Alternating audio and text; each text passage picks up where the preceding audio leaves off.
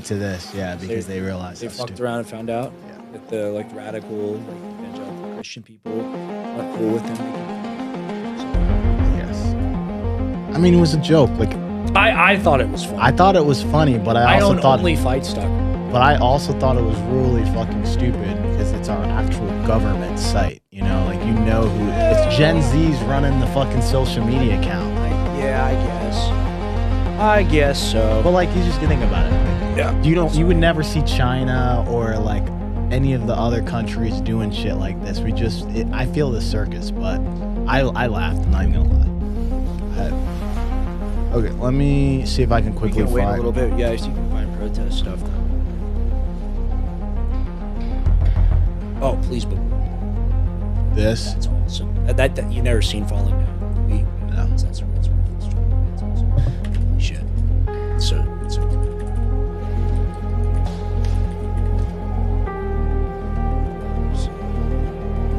yeah. Sheesh. That would be a good example. See, This is in front of that's the capital. Capitol. Yeah. Oh, but which capital? Is that DC? It doesn't look. Doesn't look like DC. It doesn't. It's too small. This might actually be.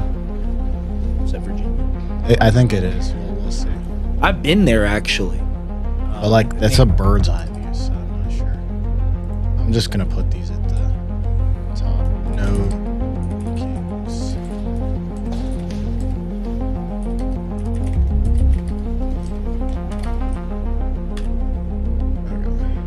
What was the Trump quote I gave you when I came in here and I said I would throw it in there? You said he hangs around losers. You just look up Trump loser hangout. Maybe you'll find it. Did you want an article, right? Looking at kings, we can read that. If you want, that's fine.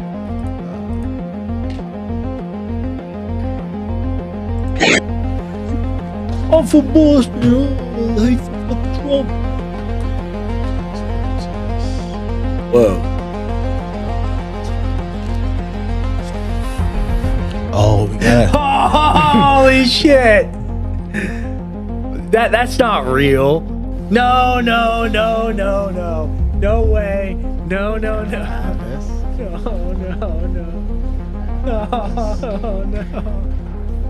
Damn, that's disgusting. Oh no.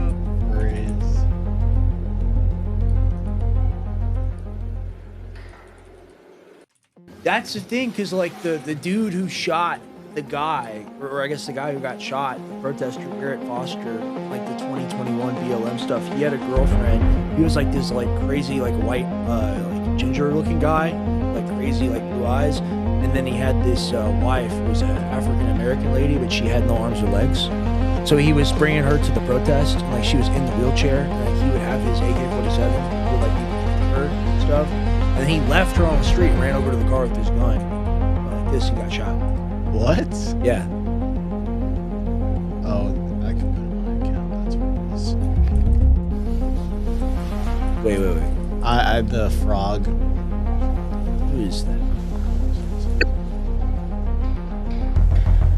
Really?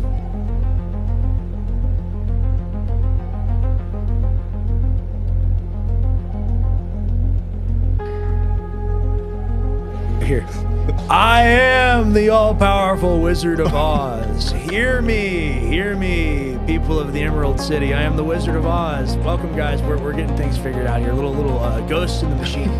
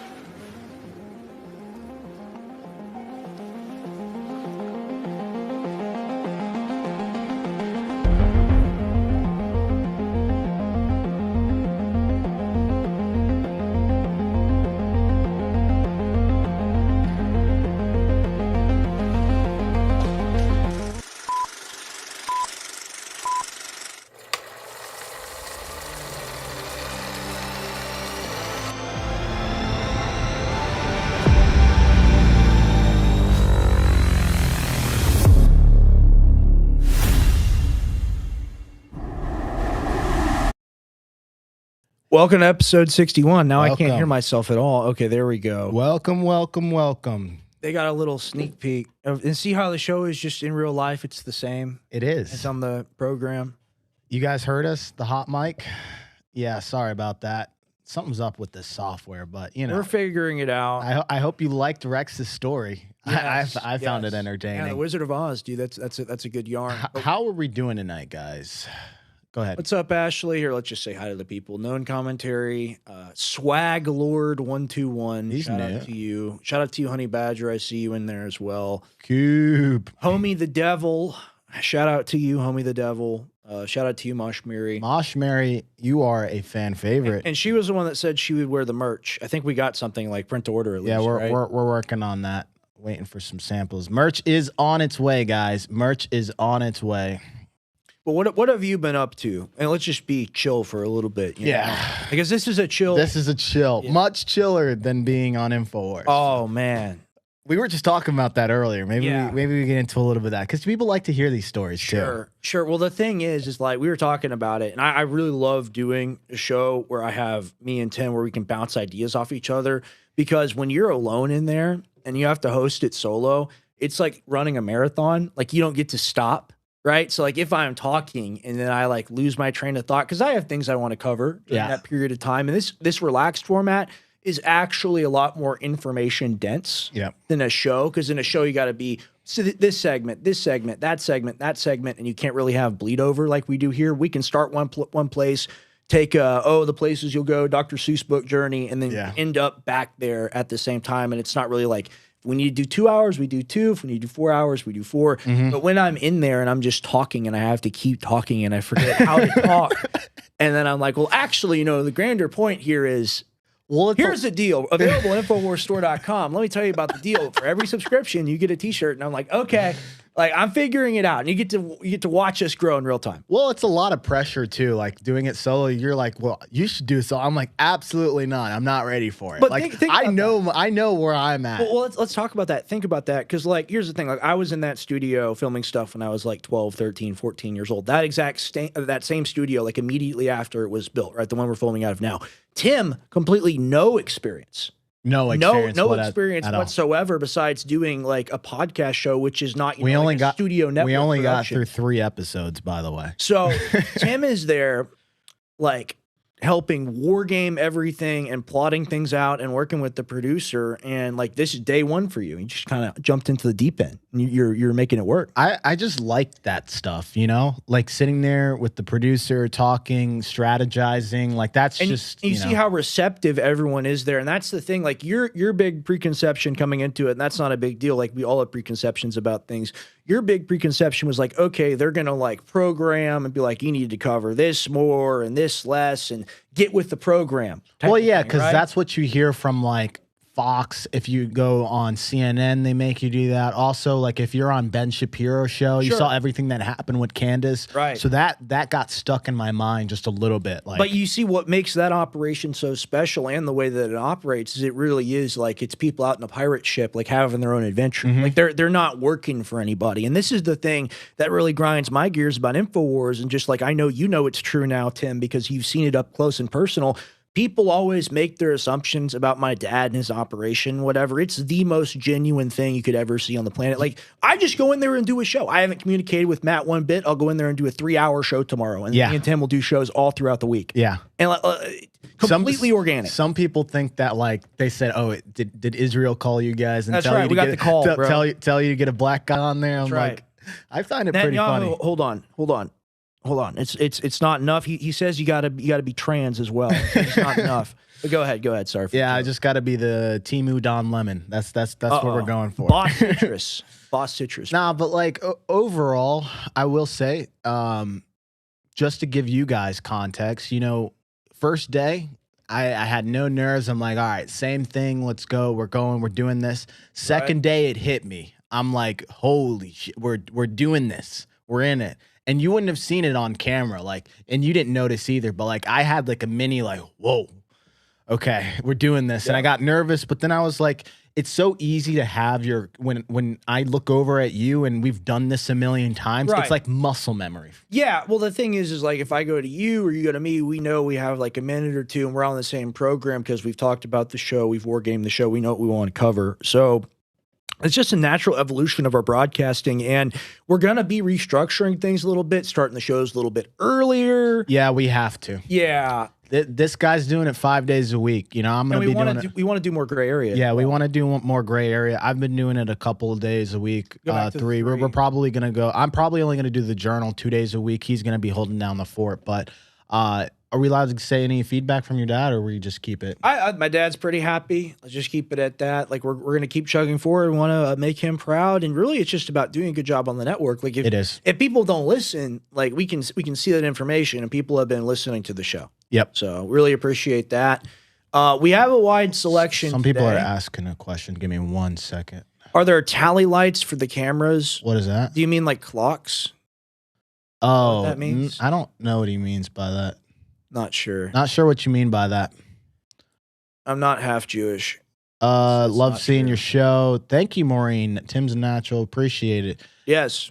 Yeah, everyone says that, but you get imposter syndrome sometimes. But then I realize, I look back at the clips, I'm like, okay, I got this. Yeah, no, we're doing a good job. The main thing is people like information. Yeah, then show information. All right, so let's get into it because we got a lot to talk about, guys. Let me go ahead and do a little bit of rundown really quick. So we got Ukraine-Saudi peace deal, which I assume is more weapons manufacturing stuff. Then we got more information on Russia. We got more information on troops injured. Rubio on Cuba. Got a little breakdown on socialism and government shutdown. Got an air travel crisis y'all want to hear about, and the whole Only Farms fiasco. We'll cover that, as well as job employment falls. JD Vance. Oh, JD Vance announced, like we don't investigate fraud. I saw that. Million.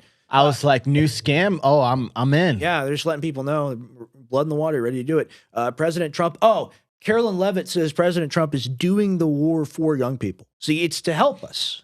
We need this. We love this. Also, today we're doing things backwards. I provided more of the news blitz. Rex is going to be doing the deep dive tonight. Yeah, no, I'll just shut up and let you take us through these articles here, and then I'm going to talk for a while here at the end, talking about war crimes and breaking it down post World War II. Yeah, and then also no guest tonight. Is just going to be us. Honestly, this is a nice. They're going to tar and feather us. Yeah, they're going to tar and feather us. Yeah. But yeah, so let's get into the first thing. Do you actually want to start with the No Kings? Keep it light first. Start out with. Yeah, sure. Let's talk about the No Kings protest. Well, hold on. If we truly want to keep it light, can we go ahead and play the Trump clip really quick? We don't need to give that much commentary on it. Let's do the Trump "I only hang around losers" clip. Let's just play that really quickly. Well, you're a loser. You're garbage. Yes, go. Right now. What is missing in leadership? Well, it's winning. You got to win. You know, I've watched a lot of people, leaders, great leaders. And, you know, the one thing about sports is you break it down into, a 2-hour period, something nice. You don't have to wait a lifetime to find out is somebody a winner or a loser. You got a lot of losers, mostly losers, fortunately. It's a good thing to have a lot of losers. I always like to hang around with losers, actually, because it makes me feel better. I hate guys that are very, very successful, and you have to listen to their success stories. I like people that like to listen to my success. Okay, well, that's honest. At least he's honest, guys. At least he's not trying to hide it. Dude, have you realized yet that we voted for the peace president? Because I realize it more and more every day. Oh, man. Okay. All right. Dear leader, chiming in. Great stuff. Well, yeah, let's go to the No Kings because it broke records. Apparently over 8 million people out in the street protesting President Blumph. So let's go ahead and go to that. Go to that first clip, the No Kings protest, just so we can see the scope and the size. Now, we're not sure where this is exactly. It looks too small to be DC. Yeah, maybe you guys can tell. I was like, I can't tell if that's DC or someone else's capital. Before we play that clip, where do you guys think this is? That's a good. We were trying to figure this out. Where between these two buildings, whose capital is this? Yeah, is that DC? I don't think that's DC. Mm-hmm. People are going to be like, "You're so stupid. You don't even know the capital of your country." I'll be like, "All right, well, I've never seen the top of the building. Yeah. That's not DC. Yeah, I didn't think it was DC. It's just I'm just afraid of the guy, like like the glasses emoji guy. It's St. Paul, Minnesota. Of course, it would be Minnesota. Okay. Yeah, dude. shout out, bro. Appreciate you, Swag. Yeah, shout out. Thank you for that. Let's put you up there. Okay. Yeah, I'll watch a little bit of it because it's just Okay, let's go ahead and play that clip. just static. All right, it's a lot of people. You know, It is. It's like it's like 20 to 50,000 people, maybe more, maybe a little bit more. I've seen a bigger crowd than that, but not much bigger. It's pretty Did big. we have one here in Austin? Because I didn't see anything. Yeah, but the everything here is fake and gay. That's what you have to Well, realize. that's a nice way to put it. Well, Yeah, it's true because like it's just a bunch of like old people hanging out with signs. that is what happened. I was Yeah. downtown. and I just saw a Exactly. couple of old people walk And you're by. like, oh, are they waiting for like bingo tickets or like what's going on? Because they're just all out here. Well, here's the thing about the No Kings protest. You know, okay, fine, we're gonna go protest, but I always say protest isn't the number one way to get things changed in America sometimes because it depends on who's in control. Like Trump does not, he gives zero fucks. Let's be honest. They would care if it was a general strike, and it's not a general strike. Yeah, like if you saw chaos, if you started seeing like explosions and it People turned not into a showing war up for zone, work. then it becomes an issue. But right now, these peaceful protests, he's just smiling. Did you see that picture that he hung on the wall? Oh no, Of him and a king. You didn't see that? What? Just every day, it's 10 minutes. More things. Now I need to go pull it up because I posted he it. literally he is like a Roman emperor. And like, I hope you realize. And here's the thing: like as Roman citizens, we deserve the rights that we're entitled to, like having our government be respected around the world, so that we, the people, can be respected around the world and do good business and be well loved. And we have President Caligula making his horse a senator and doing all sorts of stuff like this. I mean, you know about the crazy Roman emperors of old, right? Yeah. You know, Nero had a dead wife, so he was like going around in a parade one day and he saw like a boy that kind of looked like his wife. He had the boy castrated and then renamed her. What? Yes. Yes. So like that's where we're at now. And everyone's like, oh, that's crazy. That's crazy. Oh, did you used to know they used to fill the Coliseum up with water and have ship battles in there? I mean, that's as big a waste of money as Iran, you know, comparably. So like we're in that time period now. Welcome to it. I always thought it was an interesting time period. Okay, Wes, I just posted in there. I have it highlighted above the first article there. Go ahead and pull this up so we can see. What is it? This is Trump. Oh no. I don't know if this was during the first King's protest or during the second one, but you know, it is comical. And then also there was a tweet that he made. He made a tweet that was like, you know, America. No, thank God Americans don't have like America doesn't have kings anymore, you know, but thank God I'm still your president or something. He just totally dissed the entire population of people who are protesting.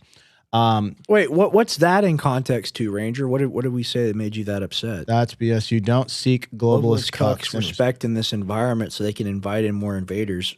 We're not seeking anybody's respect. I'm curious. What do you mean? I've been watching InfoWars from the UK for over 20 years. WTF happened to Alex? I don't know what you're talking about. Everyone keeps saying that. Yeah. What does that mean? What exactly does that mean? Because like if you're talking about like the Trump thing, like yeah, very desperate for Trump to do something, as he said many times. Like the Democrats want to put him in prison, right? So that would make sense why he would want Trump to do good. So here's what I think I'm seeing. Like people want like your dad to be like balls to the wall, like no matter what Trump does, you know, let's support it. And now your dad attack. Your dad, you're right. They either want him to attack it or support it. There is no middle. Your dad has kind of been in the middle with this. Harrison's more critical than your father. We're more critical than your father. That's very true, but see how everyone gets a place on the network. See, like, here's the thing. The situation's so crazy, I don't even know the context in which he asked the question. Maybe he'll give us the context. You just said we need other countries' respect. Yeah, we need to be able to make deals, right? Like, wouldn't it be nice to have a deal with Russia and mine the Arctic together and get the rare earth minerals and get the oil and not have to worry about nuclear war and all of this stuff? That's what I'm talking about, okay? So, like, I get it. You're a warrior. You want to go fight and kill people. Not the best solution all the time. You'd be surprised to hear that. No, it doesn't work. You're saying that to me. I know much more than you. Okay, we're both citizens of the country. I'm free to have my opinion. You're free to have yours. Go ahead and play this Trump clip. Yeah, go ahead and play the Trump clip. Good grief. And it's very cool. Oh my gosh. Isn't that great? That's just went up yesterday. No. This ain't real. Go ahead. No. Keep it on there, and then go like towards the middle of the video and show. That's not real. Go to the middle of the video. You're kidding, right? Like this is a joke. This is a meme. Oh my god. No. He looks good. You can't do this. He looks good. Okay, it's not real. It's not real? Oh, okay. That is I knew it was If not it was real, real. See, this is All why right, AI. Damn, it got you, bro. It got me. Tim got I'm not bro. normally fooled by AI, but this would have been funny. I know he really did have a tweet though about the King's protests. All right, here, go back to the doc. Show us something else in the doc, if you would. Can we go to the second one, the furries thing? That no, dude. This might get us in trouble on YouTube. Wait, why? Well, we're not playing. We're not playing any audio. We're just looking at visuals. All right. Wait, what was it, by the way? Wait, let me. It was Trump being walked as kind of a gimp, and it was some like paraplegic leftist in the chair like Mad Max. We can't. Show this. We can. No. All right. We definitely can show this. You care about the YouTube channel? I do, but it says for misinformation. We're not putting out any misinformation. We're just showing it's grotesque. There's really flaws. Okay, we're playing it. Maureen doesn't need to see this. You see? Maureen, you want to see this. No. Maureen, you want to see this. No. Okay, no audio, though. All right, no, absolutely no audio. And this is Trump being walked as kind of a gimp, and then there's like a 300-pound paralyzed Mexican woman in a chair wearing a Bane mask. So the Enough. You just get it off the screen. Wes, hear me now. Hear me now. Banish it from cyberspace. Good job. Okay, that's more than enough. I'll read the title of what it says. Mad Max, woman in the wheelchair who caught everyone's attention today during the No Kings protest, is a disabled, self-proclaimed Q activist. You guys can fill in the blank on that.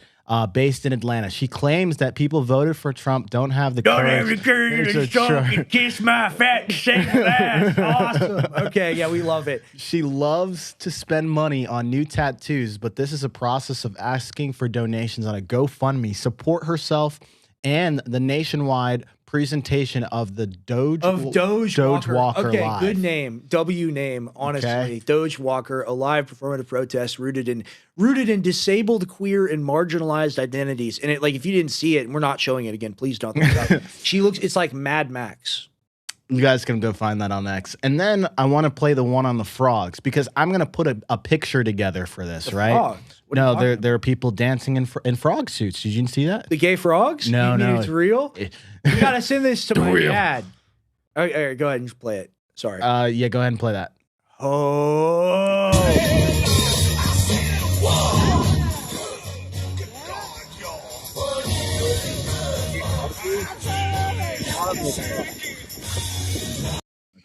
The name of the gay frog is Geronimo Frost, by the way. Geronimo Frost. That's all. They're all Geronimo Frost out there. That's pretty crazy. Keep going.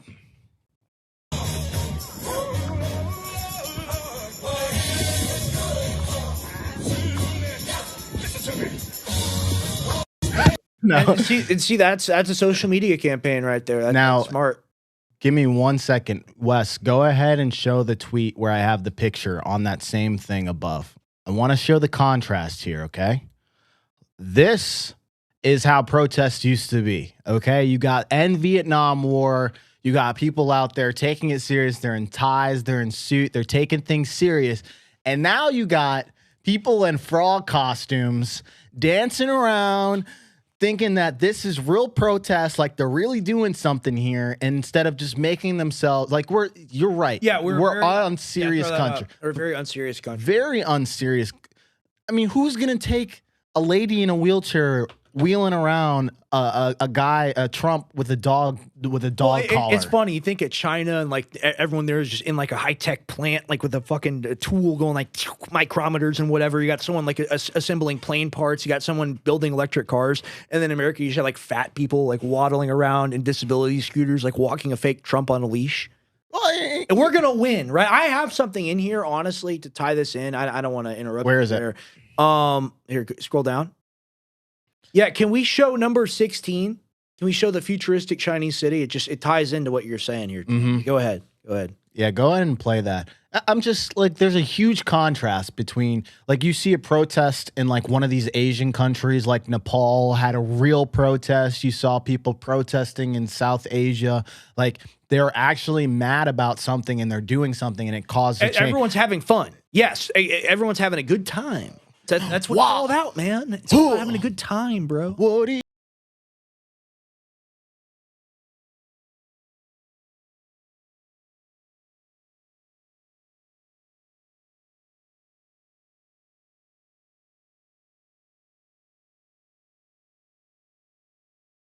Sorry about the audio there. It was a little bit loud, but that looks wonderful, right? Wouldn't it be nice to have stuff like that here? It would be pretty cool. It would. I mean, then they're spending more money on their actual people than they are on their military. I say audio's gone. No. No way. Wait, you can't hear us? No way. Hello? Testing. Okay. Oh, it's a video. Okay. Chinese cities are so great that they're unpopulated and fall apart based on Chinesium construction. Wake the F up. You've never been to China. I've never been to China. You're right. But Rangers got fighting words other today. Other people say it's good, man. Other people say it's good. Okay. I want that here. Other people say it's good. So let me give you a quick breakdown.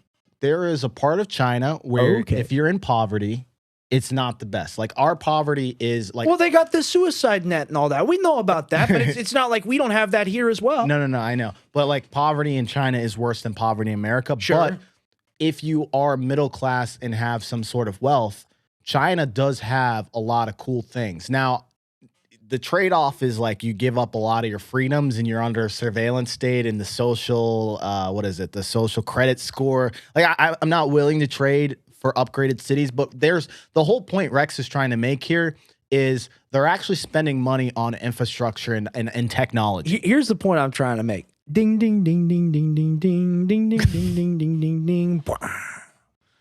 That's the point I'm trying to Okay. All right. So, yeah, I mean, look. You want to get into the serious stuff? Because this is a big deal with the Ukraine. Yes. Zelensky. Okay. We have to have it. I'm going to find it. What? Really quick. Medvedev, what position does he have? He used to be the president. He's like Putin's number 2 guy. There's a freaking paywall behind this. All right. I'm adding something to the doc. Oh, I sent that to you, Wes. Yeah. I mean, look, guys. Wait, what is Ranger right about? Yeah, no, I know what ghost cities are. Okay, so there are ghost cities.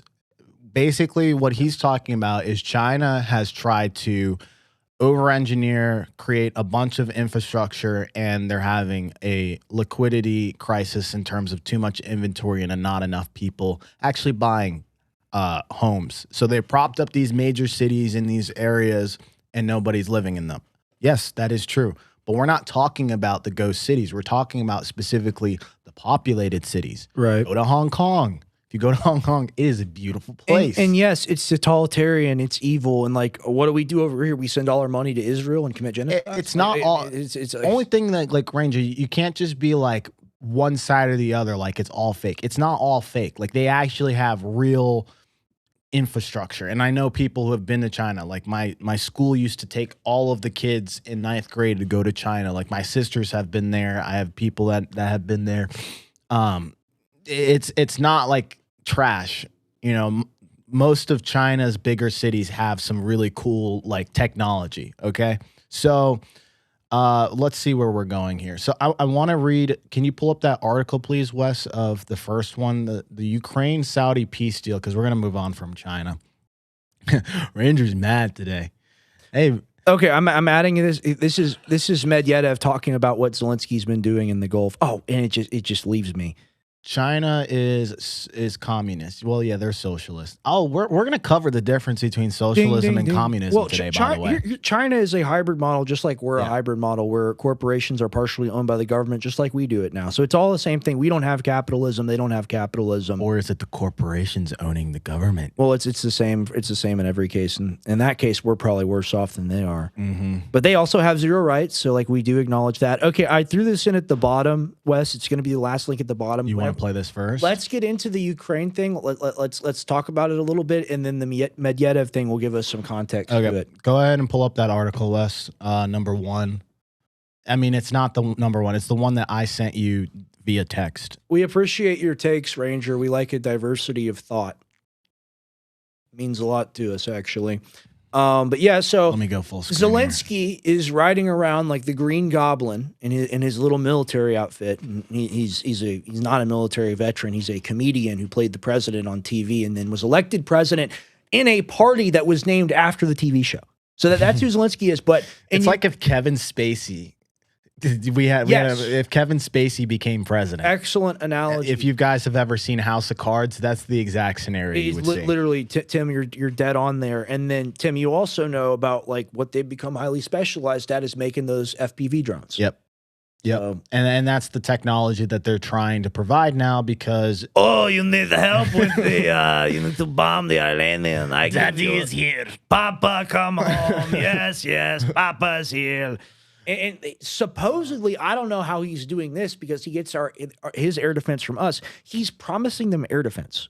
How does that work? Well, they did develop their own technology. They are okay. So the United States and the Western countries were providing them like the big weapons, right? Right. Ukraine realized, well, we can't fire $1 million missiles at $70,000. We must build cheaper one. Yeah. So they spent a lot of time making that technology. I think it's the handheld one where you sit there and you look at the drone and you shoot it at it. They also have the Flamingo, which is like their cheaper like ballistic missile rocket or whatever that we helped them to make or whatever. Yeah. So Ukraine is capable of making weapons. They're just not making necessity is the mother of invention, as they say. Yeah, and they had to come up with a reason because of the Russian drones. So let's go ahead back to that article. We're gonna read it off the screen because sure. And to their credit, you know, like I still think they're going to lose the conflict really bad, and they are losing, and they've lost basically already. But Ukrainians are hanging in there, man. It's kind of creepy.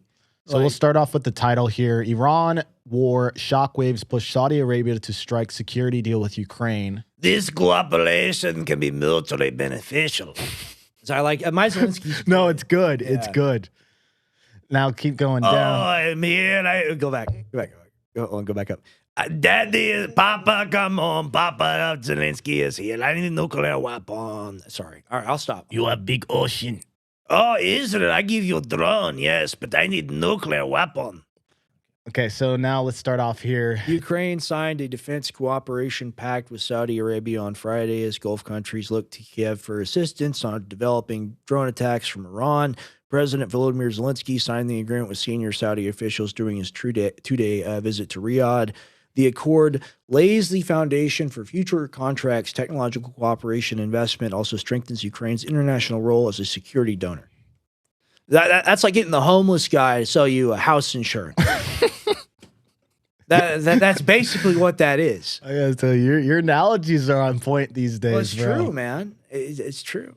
You want me to keep reading? No, keep reading. Just do a little bit. We are ready to share our expertise and systems with Saudi Arabia and to work together to strengthen the protection of lives.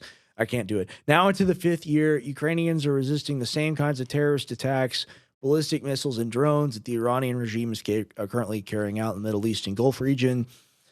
Saudi Arabia also has capabilities that are of interest to Ukraine, and this cooperation can be mutually beneficial, he said, without specifying details. He wants oil, probably. Mm-hmm. Since the start of the U.S.-Israeli war against Iran in February, Saudi Arabia, plus many other countries in the Gulf and Middle East, have suffered from Iranian retaliation and drone strikes against energy, military, and civilian infrastructure. Ukraine is one of the only... Or scroll up a little bit. Scroll up a little. Wait, where the hell did you... Oh, we got teleported. Okay. Yeah, there you go. Ukraine is one of the only countries in the world having lived under massive Russian drone swarms since 2022 that has learned how to repel the attacks using cheap Ukrainian-made interceptor drones since the start of the Iran war.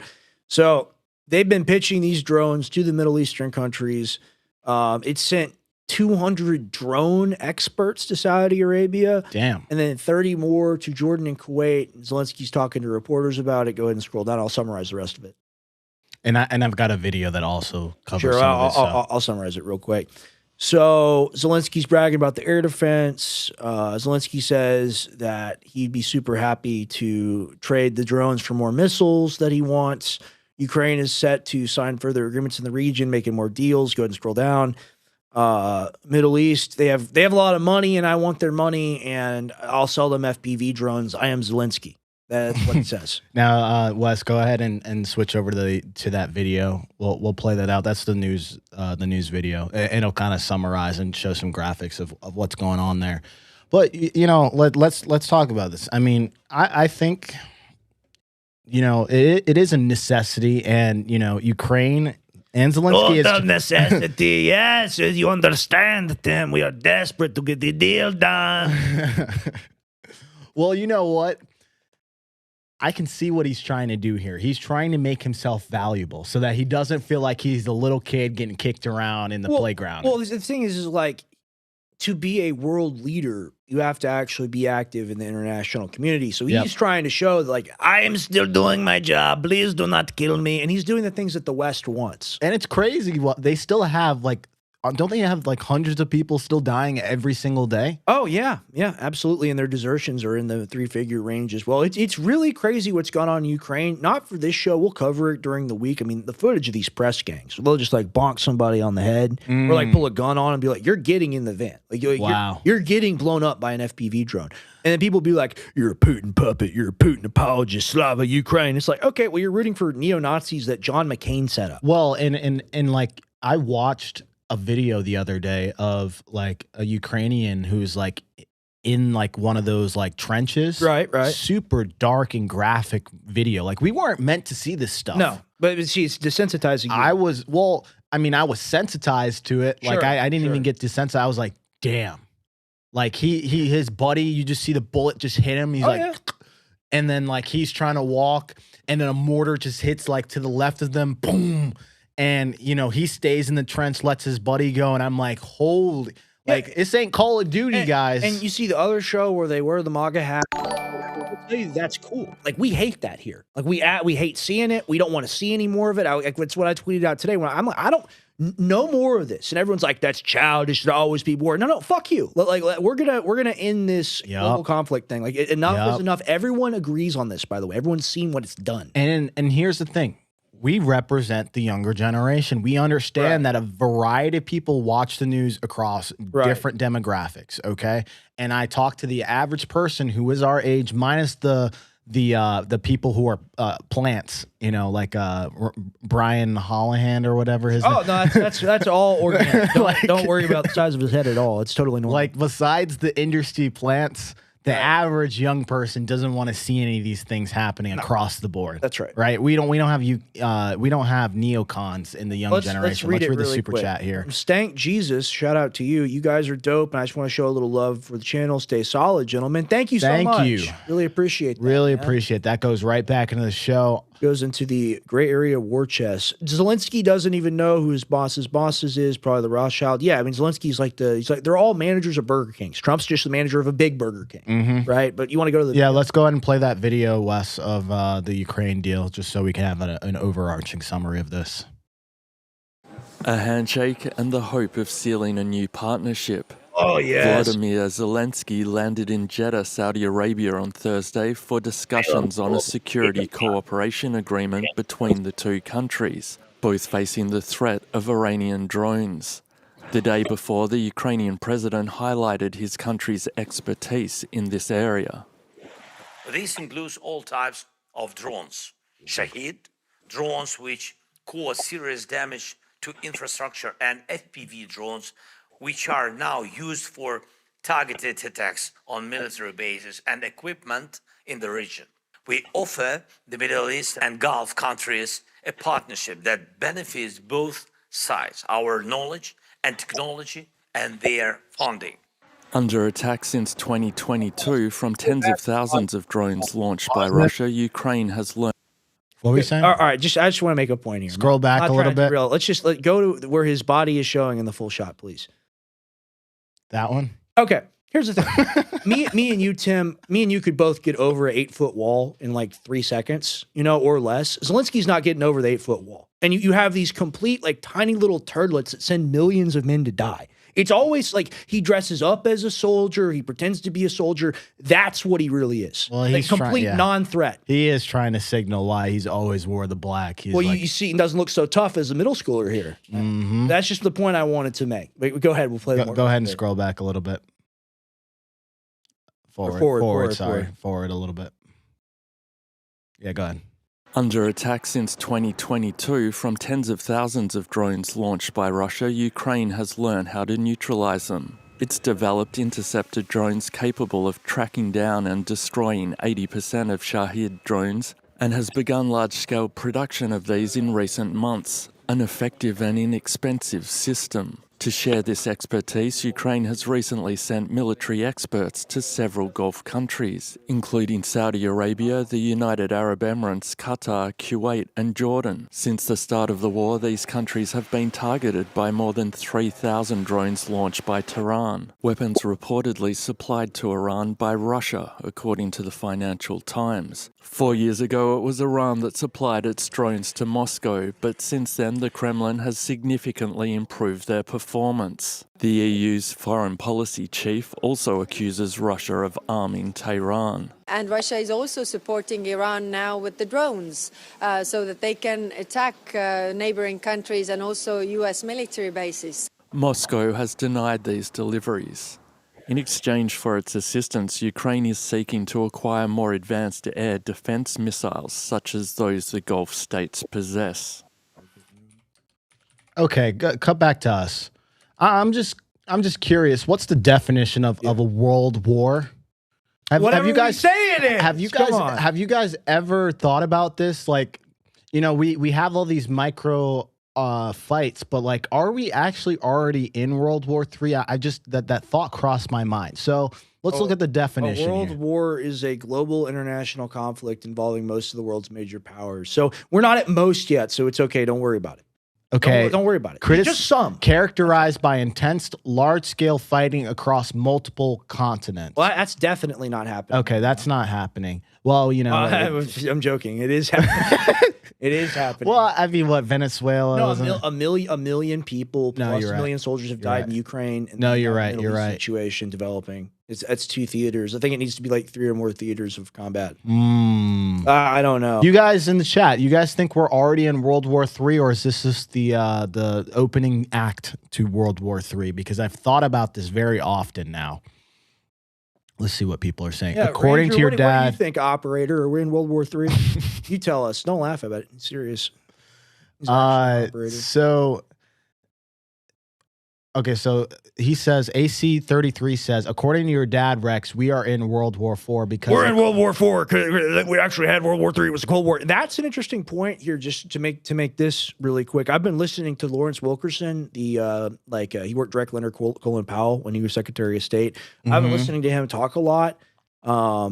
And he makes the point of when like Gorbachev gave us the Soviet Union, like we didn't win a battle or a victory or anything like that. Like the Russians were like, okay, like we're going to dissolve the Warsaw Pact. We're going to give all this up. We're going to break up the USSR. And then George H.W. Bush gets forced out of there, and then everyone else after is like, we won the Cold War. Yeah, we won it. So therefore we can expand NATO. Yeah, but because we won it. I mean, I guess you could say we won because they backed off last second before they crossed the what was it, the barrier that we threw up in Cuba, the barricade. That's what I'm thinking of. But I don't know.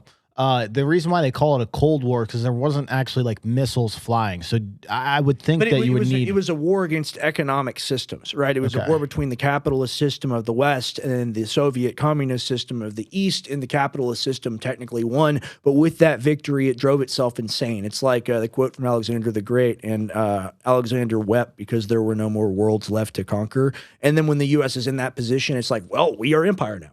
No, you're right because there was a battle in multiple continents for the capitalism versus the communism, and they were going to each country and being like, "Hey, you're on our team, right? Sure, you're on our team, right?" You can look at like Bosnia would be an example. You can look at Yugoslavia, another example. You can look at, of course, East and West Germany. Technically, Vietnam. You can look at North Korea, South Korea. You can look at a lot of the African countries. Relationship with China as well. Okay, let's see what we got here next. Want to go to Russia? Russia's making money. Here comes the money. And keep in mind, at the beginning of this conflict, they were selling oil to India for $54 a barrel. Now they're selling it for $100 plus. Yeah, let's go ahead and play number 3. Russia's making $760 million a day on oil. That's good. Hey, you know what?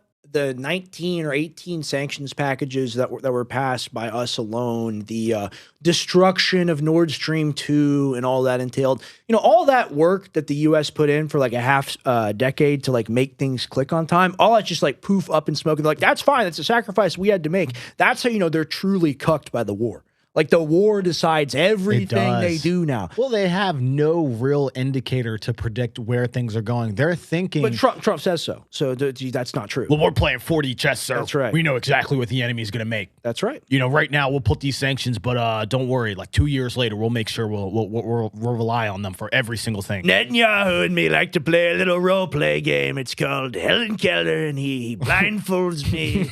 He puts a gag over my mouth, and he puts things in my ears that I don't know about because I can't hear them. Let me tell you, like that's where we're at. Like, give it to me, BB. He can't see. He can't see the forest of the trees. This is I saw your dad make this point. He's like, I'm 54. I go all day, and I'm doing the show. I'm researching after, and by the end of the day, I'm exhausted. Is what he said. Right. Then he's like, I don't know how Trump, at the age of 70, whatever he is, he's probably approaching 80, right? 79. I don't know how he's able to keep up with all of this with just 2 hours of sleep. And I was like, you know what? That is a fair point. How is he functioning to be able to make all of these decisions across multiple fronts? And he's not, and you can very clearly see how he's corralled and how they bounce him back and forth like a pinball machine, like through various people, as to where like oftentimes, like I'll feel this way, like doing the morning show, like I do the morning show and then boom, my day's gone.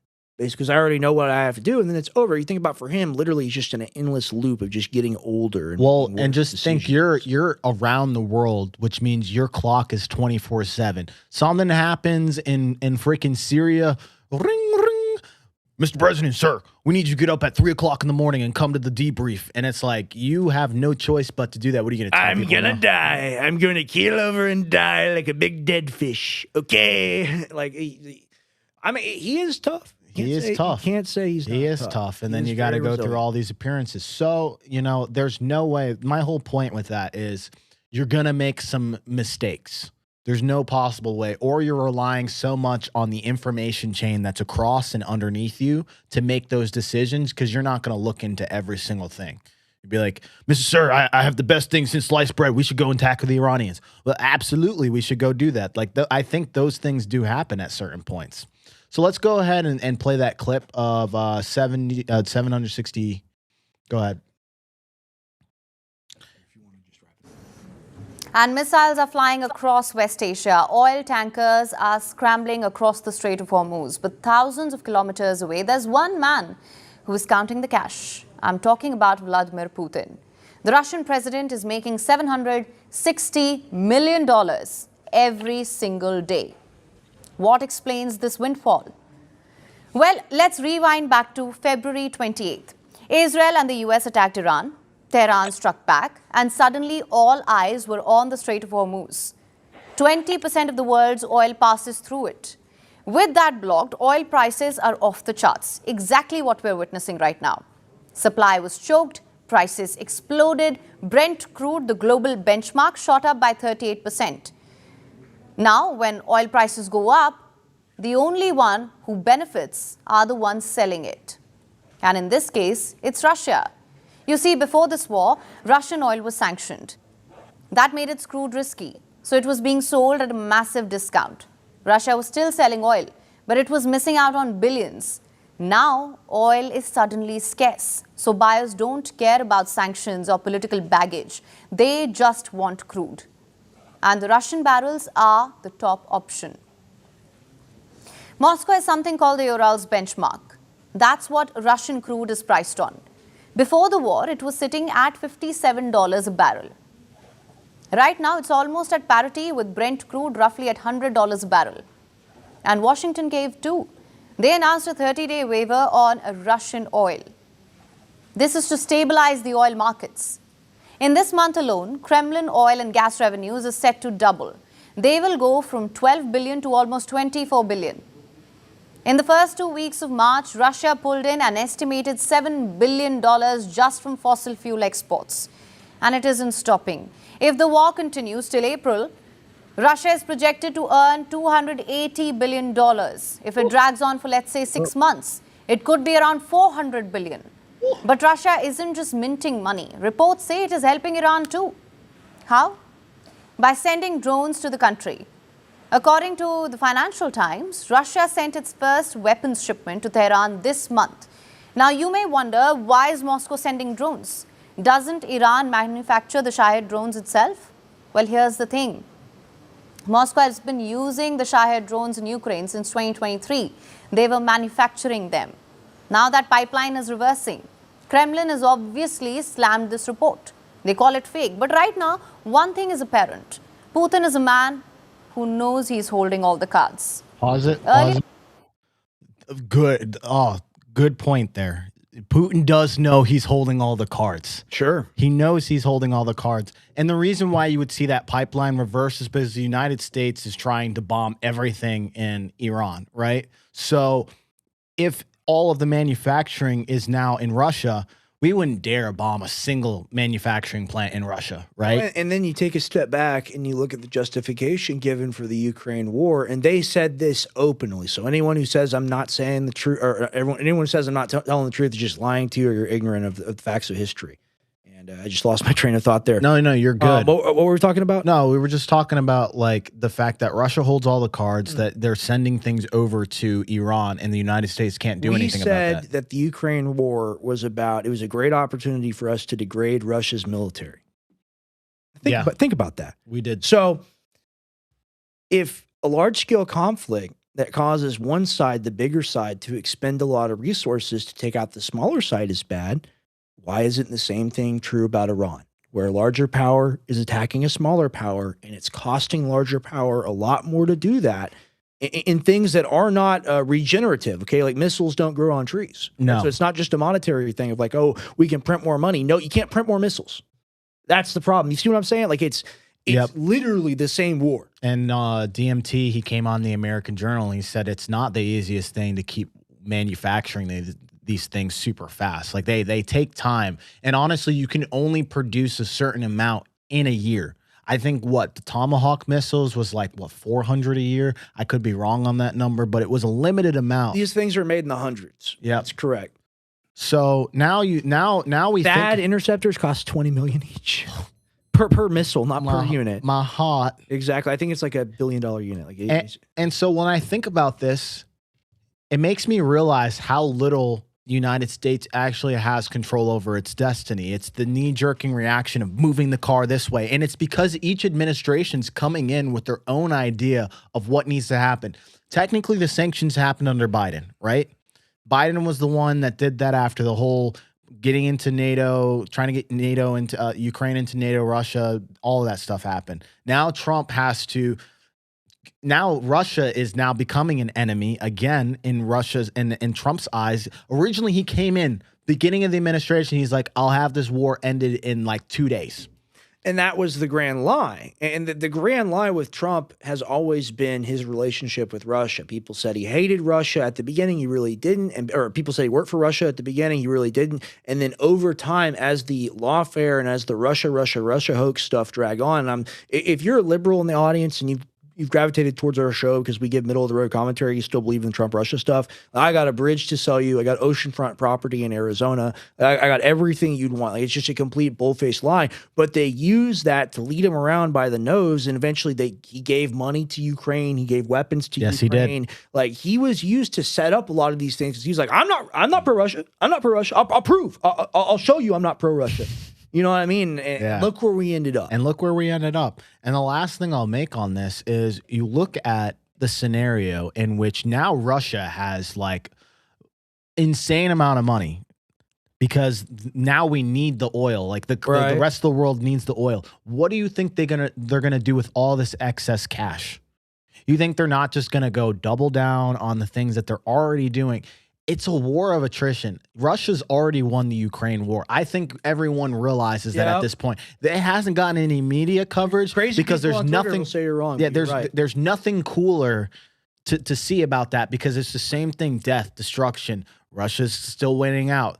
The lines haven't moved significantly. Now, here's the thing.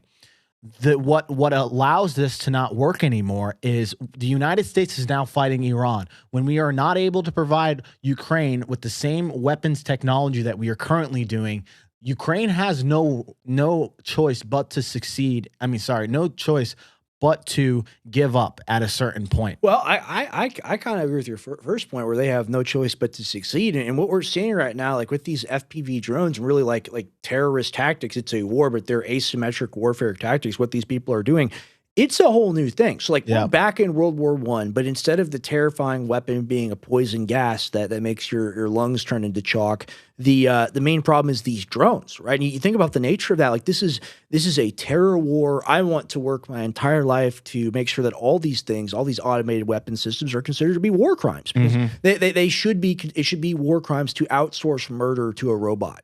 Okay, no, you're right. You should have to kill someone honorably. You should, but. The last thing I have a question for you now, because this is bringing me to a thought experiment. Because we're seeing like each administration comes in after 8 years, 4 years, whatever your term is, making different decisions. Do you think presidents should have longer terms than 8? No.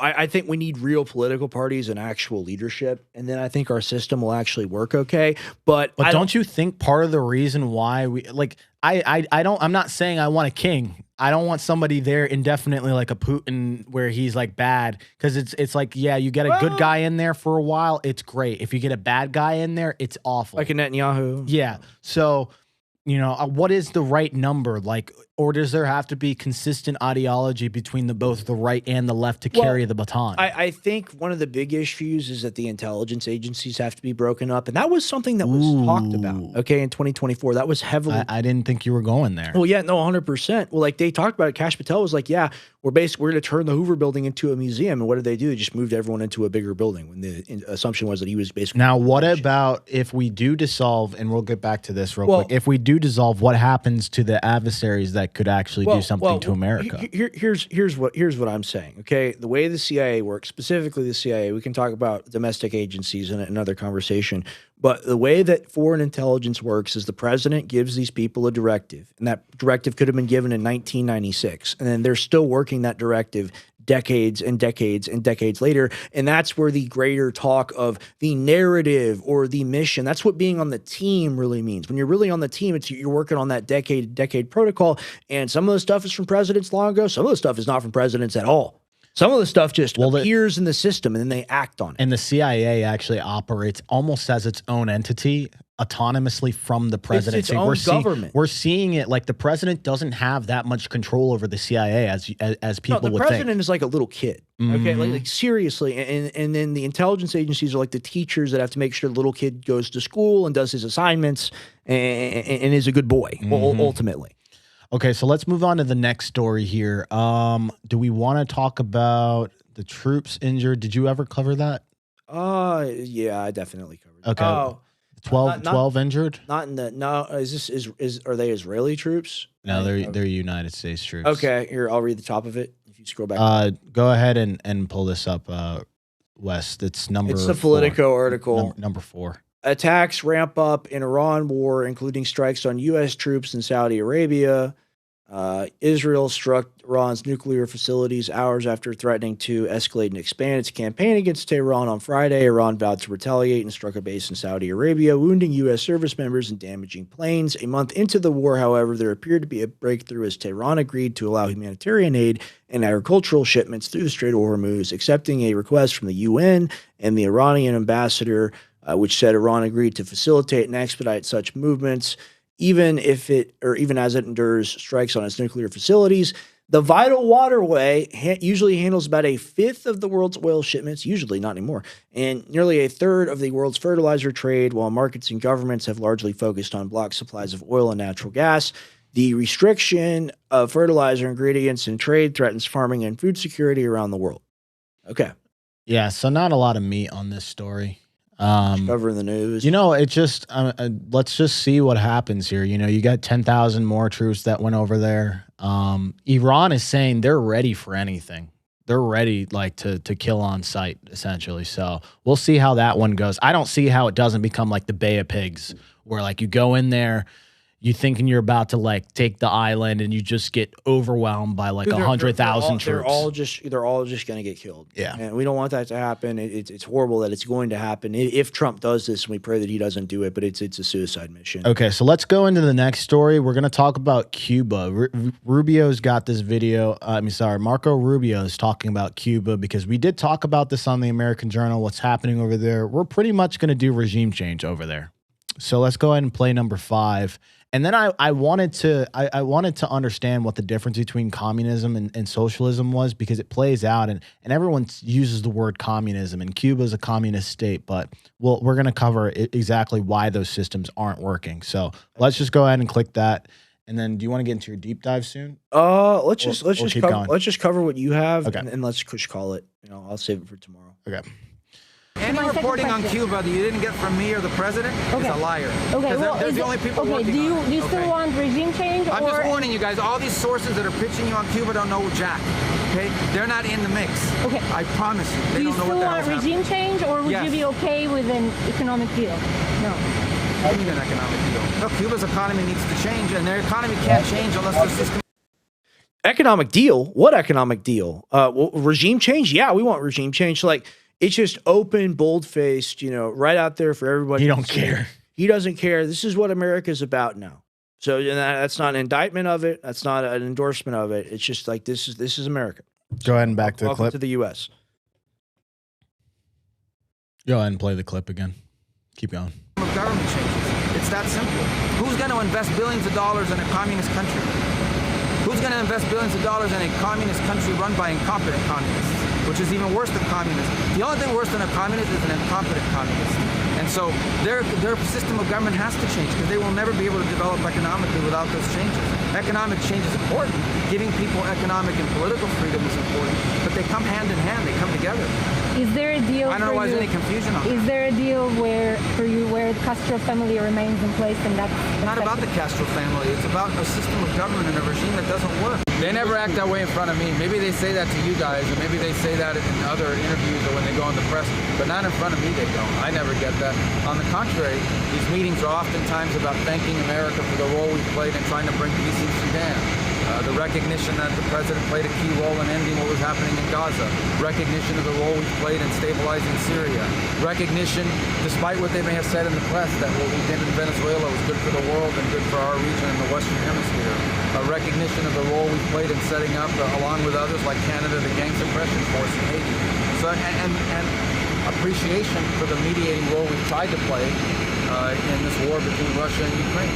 So I don't know. I mean. Okay. That boy riding me. So we've stabilized Syria, okay, by putting notorious head chopper, head of ISIS in Syria, formerly al-Julani. He's changed his name to al-Shara now. That's okay. And he's killed thousands. New year, new me, man. He's killed thousands of Shia Muslims, Christians, and Alawites since taking over. We bring him to the White House. Trump shakes his hand. Wait, really? Yeah, you don't know about this? No, dude. We got. It's a quiet story. No one talks about this stuff. You're right, but here's the thing. Next week we got to do deep dive on al-Julani. Okay. This guy's story is crazy. He was in a U.S. prison for 5 years. He comes out speaking perfect English, after being like raped a thousand times. Let me make a note on that. Like we got it's too heavy to cover on the journal, right? No, certainly not. We definitely. I think that would be a great topic as well. Might be able to cover that. But here we've stabilized Syria. We've helped play a role in the negotiating process for Russia, Ukraine. I mean, it's just like, yeah, sure, I killed that guy's wife, but I was helping them in marital therapy. Okay, so I'm definitely in your camp on this. Like, it's ridiculous. He's just riding Trump's meat at this point, just trying to signal to him, turbo glaze, get him the knee pads, everything. But I will say one thing that he said in there that I specifically did agree with him on is, like, Cuba is in a state where it does need change, right?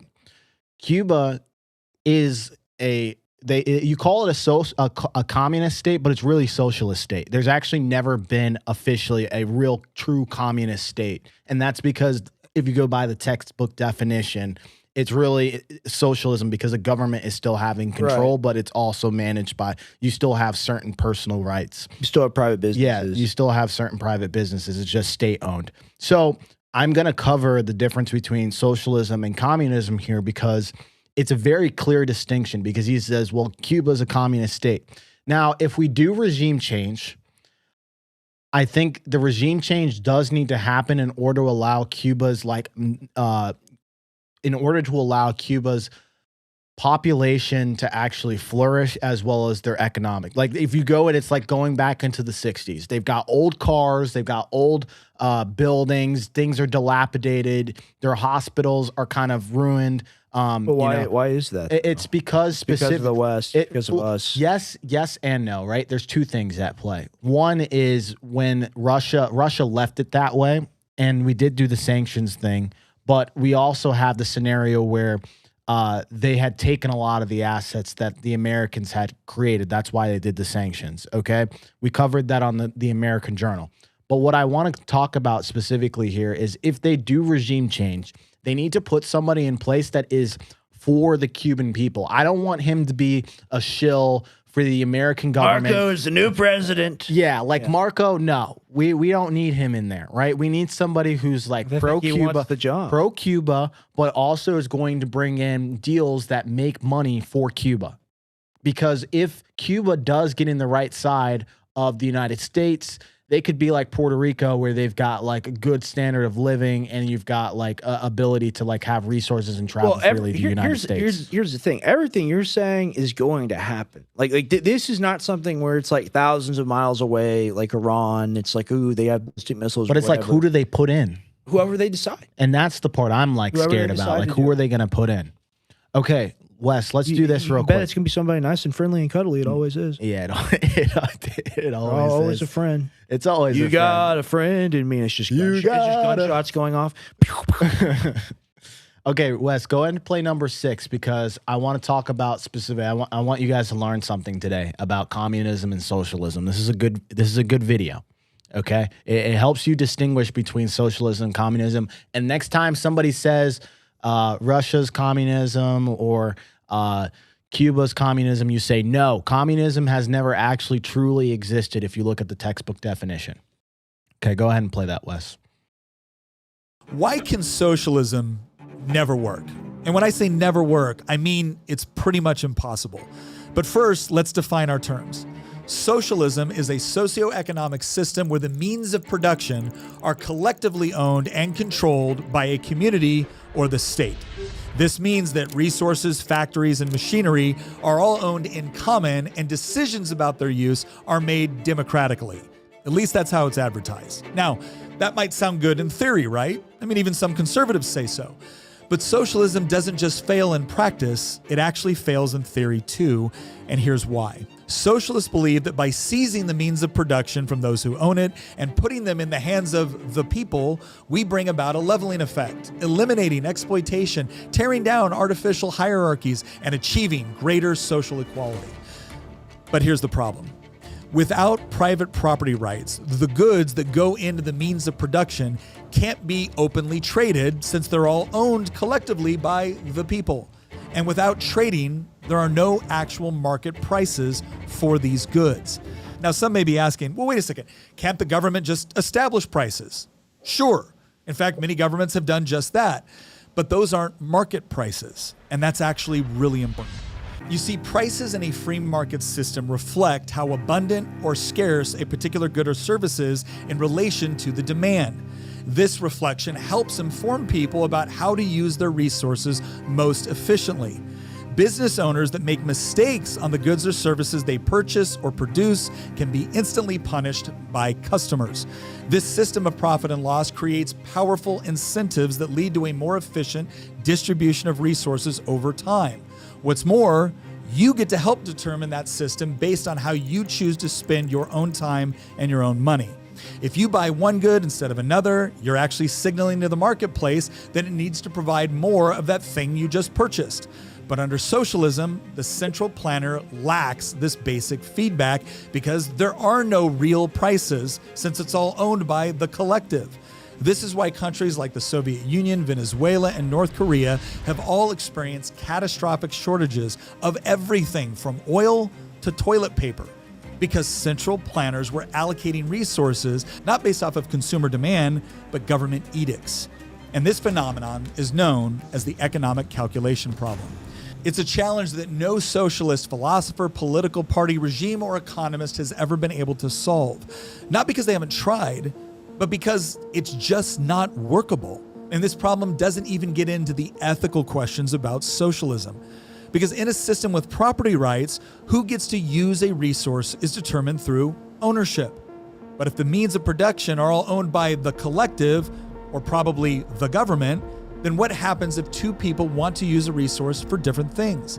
Well, there's only one way to solve the dispute: by forcing one person to bow to the demand of another. So, how do you get in a position to make sure that you get what you want? Historically, in a society where the economy is run by the government, whoever has the most pull with the government wins. And that's exactly how socialist economies have played out all throughout history. Here's the bottom line. This is not some trivial issue that just needs a few more years and the right type of experts to work out. This is something they've tried to contend with for centuries. And the reason why it doesn't work is very simple. The economy is just us. It's people working in voluntary cooperation and competition with one another to deliver the goods and services that people demand. And when you take the people out of that equation and replace them with a room full of politicians and bureaucrats, the results are not just bad, they're catastrophic. Okay, so I saw something here real quick. I think somebody said something. They said it right. They said something about free market.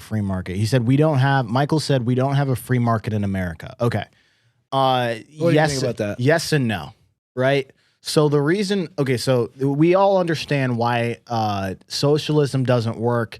It doesn't also spur competition. Competition is one of the things that actually allows innovation to happen, and it's why things flourish, right? Because you know that by merit you can make money. The problem that America has is the monopoly problem, right? The monopoly. We have laws against it. They just don't get enforced. They just don't get enforced because you're able to pay. The only way it would work is Congress is supposed to be the check and balance to the monopoly and the fact that there needs to be a free market. And they're not doing that because they're bought out. If you were to say, okay, from now on, which it used to be this way, by the way, that you couldn't pay money to like political, you couldn't play, like companies couldn't pay to political people. That used to be the scenario. And then somehow, I think in the 90s or something, we rolled that back, or there was at least a cap. But the last thing, and when I'll summarize this, right? It doesn't work when there's a monopoly because a monopoly sets the prices and then somebody's always winning. And that's why you're seeing capitalism not working and there's not a true free market. True capitalism means there's a free market and the government has the checks and balances. And really, like, the reason why we're so much more harsh, we're so much more critical on people that traditionally you might think, because I mean, we both voted for Trump. The reason why we're so much harder on people like him is because of the actions of people like him refusing to break up the monopolies, refusing to help the small business person, the employee on the street, refusing to help these people.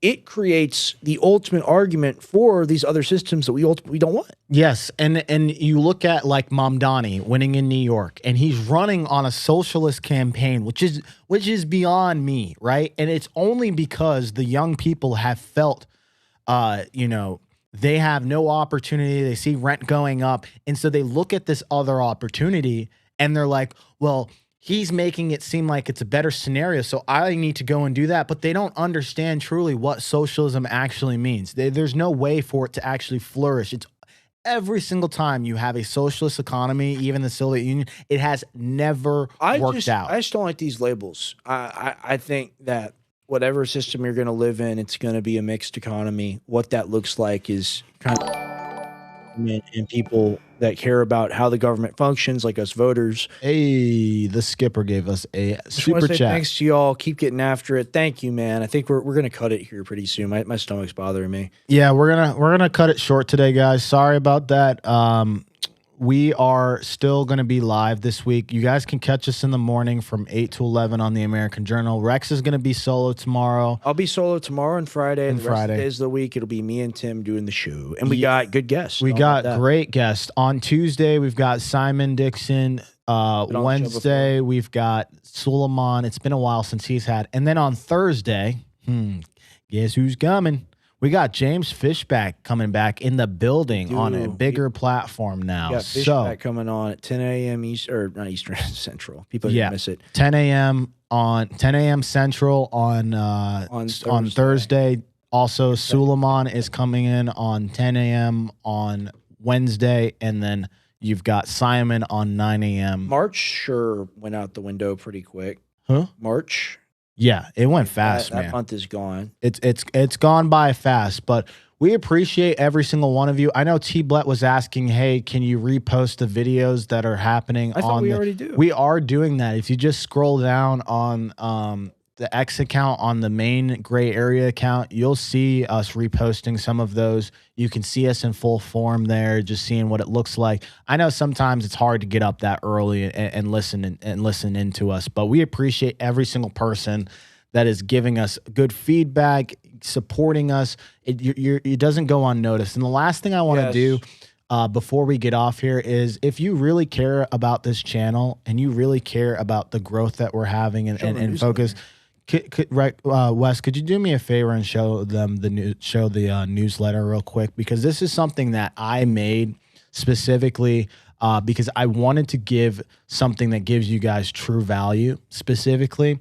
And so this newsletter is something that is kind of the same as a deep dive, but different, where I'm covering specific topics that we have not covered on air.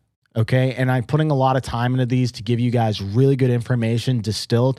And it's about current events, current situations that pertain to you. We've got a lot of people that have been subscribing. I've gotten a lot of good feedback from people on these articles. They're learning something. And to educate yourself for just a cup of coffee a month, $5, less than a cup of coffee, because Starbucks' prices are outrageous, you can get access to the gray area files. We're going to be getting contributors. We're going to be getting people who you guys want to hear from as well, specifically people that you know to contribute. So if you get in, this is going to be great for you guys. We kept it super low because the whole thing is it's supposed to be a 360. If you're coming through here and you like watching our shows, if you're coming through here and maybe you catch us on the American Journal a few times a week, if you're coming through here and you want to help us keep the lights on, the best way to do it, the easiest, lowest impact way to do it, is, of course, to subscribe to the newsletter. And Maureen is a subscriber. Really she got the year subscription, and I'm seeing she's reading these articles. She loves them. Thank you, Maureen. You are one of our #1 people. Really we love you. That. And so, yeah, if you guys want to support, like I said, or if you just want great content, good information, please just subscribe to that newsletter. Where you can find it is if you look in the link in the bio on Gray Area on X, okay? We should probably do something to have it linked somehow on yours, because there's a lot of people that are listening, but we'll figure that out. Go to the Gray Area X account, click in, you'll see a link in the bio. Click that link in the bio, you will see where the newsletter is. It's the first one on there. Very easy, simple, great information, and we love you guys. Really appreciate any support you could give to the channel. We're probably going to wrap it up here. Yeah, we definitely are. I'm about to go unleash hell on the toilet. So we appreciate you guys. Take care. What days we do the journal? Every day. Rex is there every single day. You can add. Go ahead, brother. Every day. All right, I appreciate you guys. Thank you, guys. Take care. I love you guys. Yeah, we love you.